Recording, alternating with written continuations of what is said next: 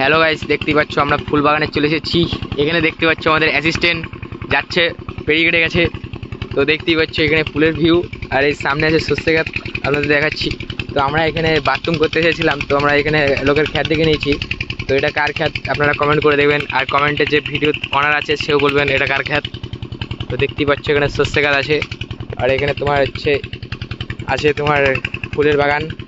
আপনারা যদি কেউ ফুল নিতে চান কন্ট্যাক্ট করতে পারবেন, ডিসক্রিপশনে নাম্বার দিয়ে দেবো।